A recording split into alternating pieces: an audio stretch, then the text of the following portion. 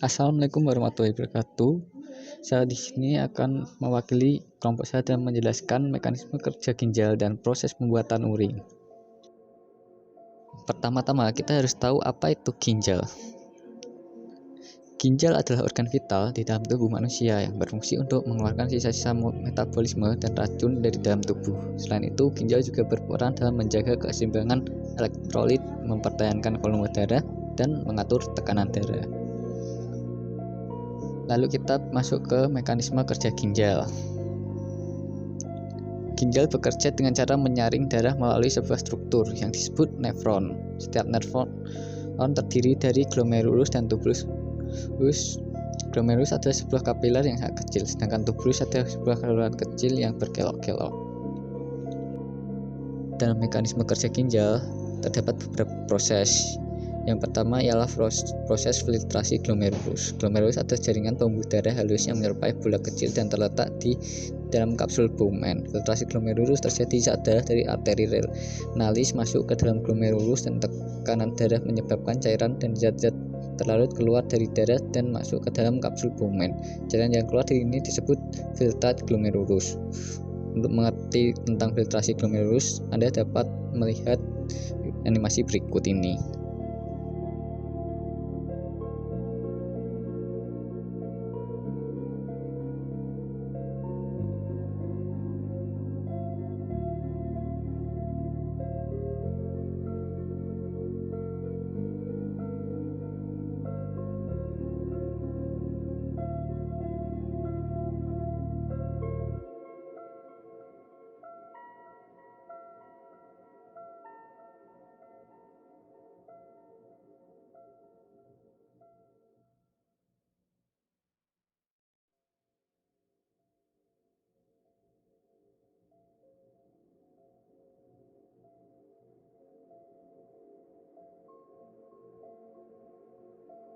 Proses selanjutnya ialah reabsorpsi. Setelah filtrasi glomerulus, filtrat glomerulus yang berisi cairan elektrolit dan zat-zat terlarut lainnya masuk ke dalam tubulus ginjal. Di dalam tubulus ginjal terjadi proses reabsorpsi yang berfungsi untuk menyerap kembali zat-zat yang masih diperlukan oleh tubuh seperti air, glukosa, asam amino, garam, dan lain-lain penting.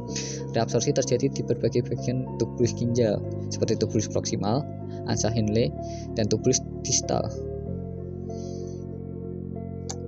Proses selanjutnya ialah sekresi. Dalam mekanisme kerja ginjal, sekresi adalah proses di mana ginjal mengeluarkan zat-zat yang tidak diperlukan oleh tubuh ke dalam tubulus ginjal untuk kemudian dibuang dalam urin. Zat-zat yang dihasilkan dari proses metabolisme seperti amino, asam urat, dan urea akan diangkut oleh tubulus ginjal dan dibuang melalui urin.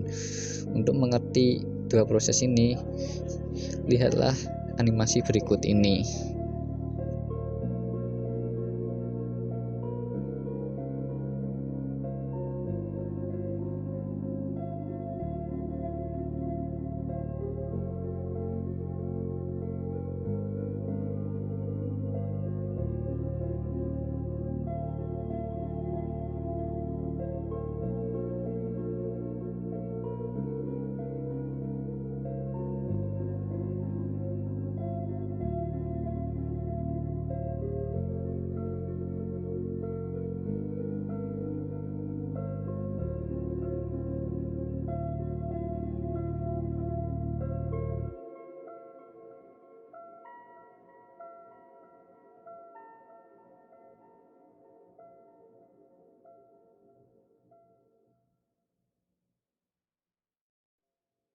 Proses selanjutnya adalah pembentukan urin.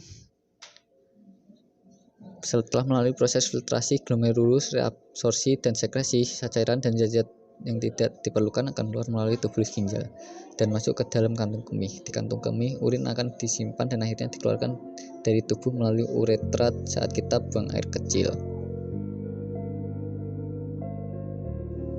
Setelah mempelajari mekanisme kerja ginjal, kita akan mempelajari lebih dalam tentang pembuatan urin secara terperinci. 1. Filtrasi glomerulus. Proses filtrasi glomerulus terjadi ketika darah mengalir melalui glomerulus, yaitu jaringan pembuluh darah kecil yang berfungsi sebagai penyaring.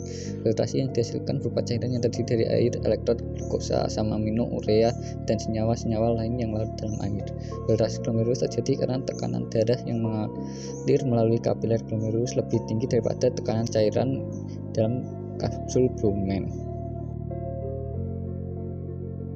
Selanjutnya ada reabsorpsi. Setelah melewati glomerulus, filtrat masuk ke dalam tubulus ginjal. Di dalam tubulus ginjal terdapat banyak jenis transporter yang berfungsi untuk menyerap kembali zat-zat yang masih dibutuhkan oleh tubuh. Beberapa zat yang diserap kembali meliputi glukosa, asam amino, ion-ion penting, dan sebagian besar air.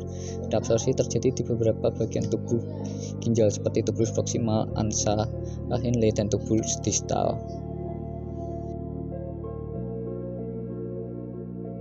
Proses ketiga adalah sekresi. Selain proses reabsorpsi, ginjal juga melakukan sekresi, yaitu proses mengeluarkan zat yang tidak diperlukan oleh tubuh ke dalam tubuh ginjal untuk kemudian dibuang dalam urin.